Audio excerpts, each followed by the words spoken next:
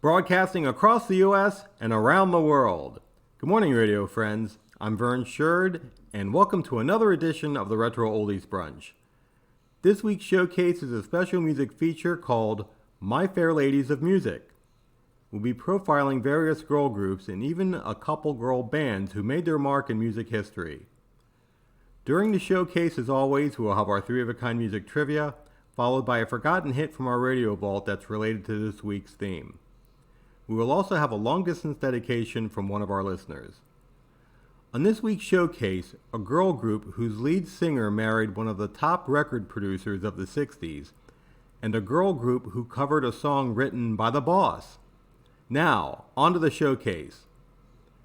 In the decades prior to the pop music era, girl groups primarily performed vaudeville style or boogie-woogie genres.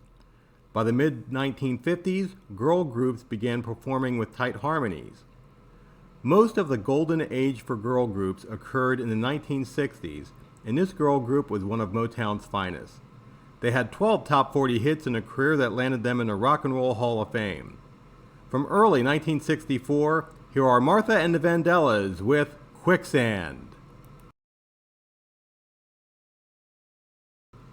Now we're up to the song by the girl group whose lead singer, Veronica Bennett, ended up marrying the group's record producer, Phil Spector, after the group had already achieved fame. Spector is credited with creating the Wall of Sound, a music production formula comprised of mixing rich orchestral sounds through large ensembles. It was used just in case the song material wasn't top-notch. The sound could help carry the record. Veronica Bennett would eventually become Ronnie Spector.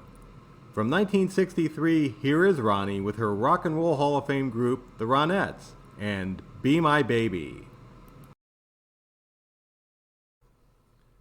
Welcome back to the Retro Oldies Brunch. Our special music feature showcases girl groups and girl bands.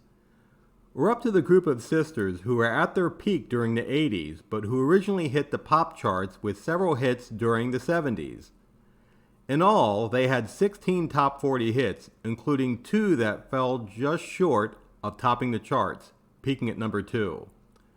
One was Slow Hand, and the other was a 1979 hit that was written by the boss himself, Bruce Springsteen.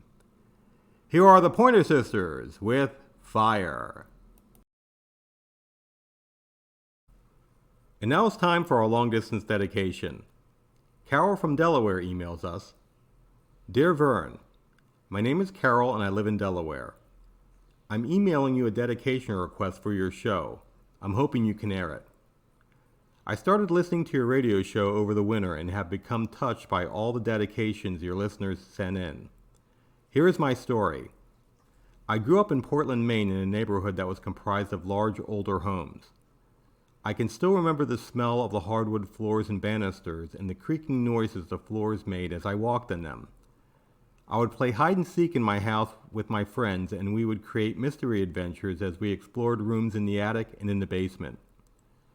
Growing up, I always thought my parents had a normal, happy life, but my world was turned upside down when I saw my mom crying next to some scrapbooks in the attic. Apparently, she found out that my father was married before and had a family from that marriage, but he never told my mom about it.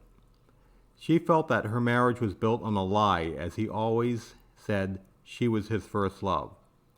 Because of this, my relationship with my father became strained, and it had an impact on me as I got older.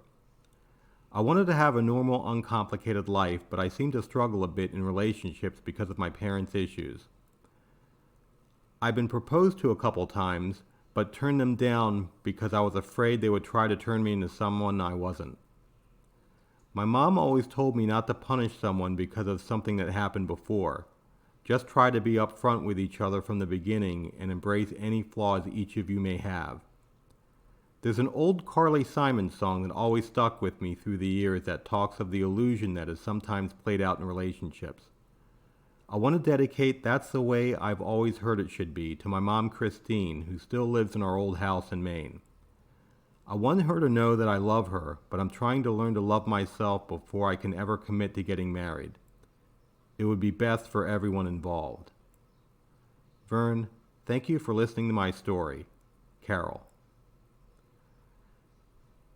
Carol, thanks so much for your email and for sharing your story with me and the station's listeners. Here is your long-distance dedication.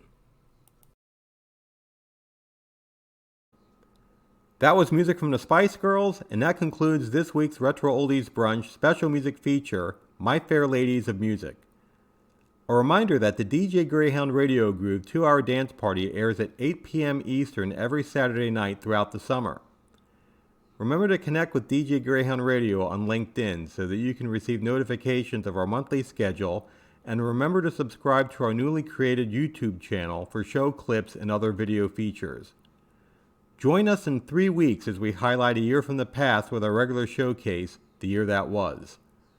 Until next time, radio friends, this is Vern Sherd saying, don't be afraid to aim high with your goals. Even if you come up short, you'll still end up at a better place. You're listening to DJ Greyhound Radio, playing the hits of the 60s, 70s, 80s, and 90s.